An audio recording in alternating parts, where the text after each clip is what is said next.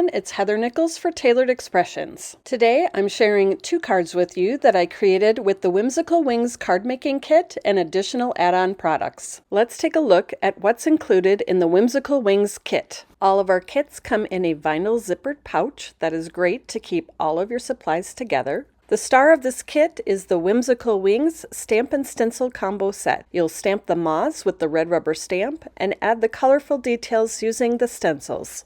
Cut out all of the moths at the same time using the coordinating Whimsical Wings die. Add a hello sentiment to your projects with the signature hello die, and add sentiments to the insides of your cards using the Insider's Whimsical Wings panels. Outside of the kit, you can purchase the Insider's Whimsical Wings panels, the Foil-It Whimsical Wings panels, the Lush Greenery background stamp, the Signature Hello backer die that works with the Signature Hello die in the kit, and the Whimsical Wings envelope seals. Additional products I'll be using on my projects. For ink colors, I'm using Sugar Cube and Toffee, Macaron, Spearmint, and Honey. I've got my bitty blender brushes for stenciling, pixie spray to hold my stencils in place, the Frame and Frame 3 die collection, the Mini Slim Layer Stacklets die collection, and the A2 Layer Stacklets die collection. For adding splatters, I have Dr. P.H. Martin's Bleed Proof White ink, Chocolate Truffle liquid watercolor, and a water brush. For embellishments, I have matte gold enamel dots and white tiny diamonds. I'm using multimedia matte along with foam adhesive.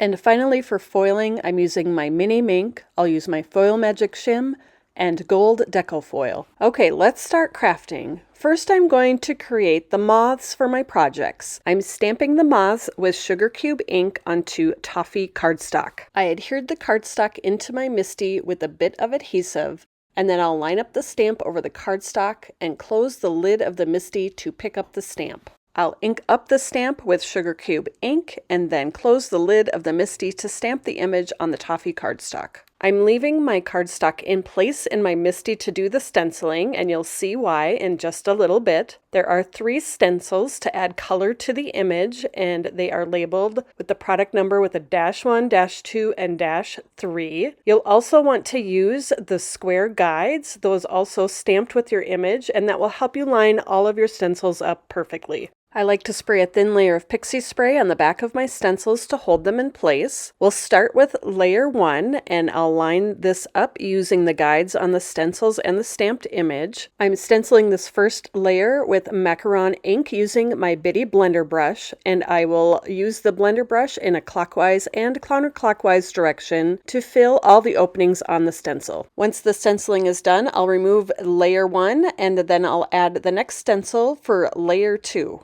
Layer number 2 is stenciled with Spearmint ink. Once layer number 2 is done, we'll remove that stencil and move on to layer 3. This last layer is stenciled with Honey ink. When I remove this last layer of the stencil, I'm still going to leave it in place in my MISTI, and I'm stamping over the top one more time with the Sugar Cube ink. This is going to help your details stand out and pop and give you a nice, clean, crisp image. Next, I'm going to create more moths using one of the panels from the Foil-It Whimsical Wings pack. I'm trimming a piece of gold deco foil to cover the panel. Then I'll place that panel on top of the Foil Magic Shim with the foil on top, pretty side up.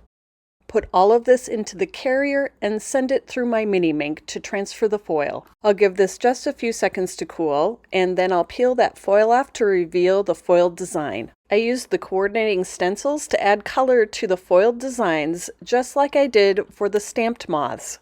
Next, let's cut the moths out using the coordinating die. You can use the square guides on the die and match them up with the stamped guides to line up the die over your images. I held the die in place with Scotch removable tape and then sent it through my die cut machine to cut out the moths. Next, I stamped backgrounds for my cards with the Lush Greenery background stamp. For the first card, I stamped the background with Toffee ink on Toffee Cardstock. The second background is one that I cut from Spearmint Cardstock with a mini slim Layer Stacklets die, and I stamped this with Spearmint ink. Next, I added splatters to my backgrounds and my moths using Chocolate Truffle liquid watercolor and Dr. P.H. Martin's Bleed Proof White ink. I picked up the color with my water brush and then tapped the brush over my finger to add the splatters. Okay, let's put these cards together. I cut out the toffee background using one of the A2 Layer Stacklets dies, and I also cut out a frame from the Frame and Frame 3 die collection. I cut out the hello several times from Sugar Cube cardstock, and I cut out the backer from a piece of vellum. I used my tape runner to adhere the frame to the toffee background. Off camera, for each of the cards, I stacked several of the hellos up to create a more dimensional sentiment. I added one of the hellos to the vellum that I cut out with the backer die. I added the other hello directly to the spearmint colored background,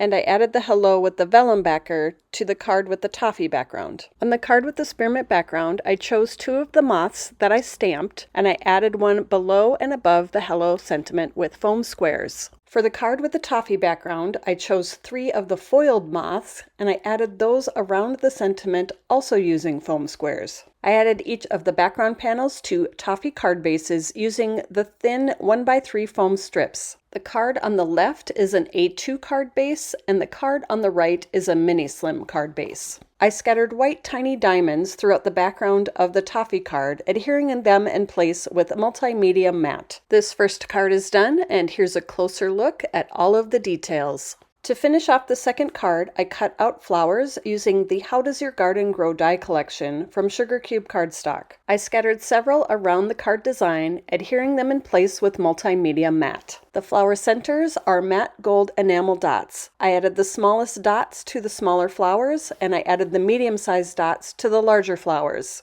This second card is done, and here's a closer look at all of the details. Thank you so much for joining me today, and I hope you enjoyed learning how I created these cards with the Whimsical Wings card making kit. You can find the kit and other supplies that I used to create my cards at the Tailored Expressions web store at tailoredexpressions.com. Don't forget to like and subscribe so you don't miss any of our crafty videos.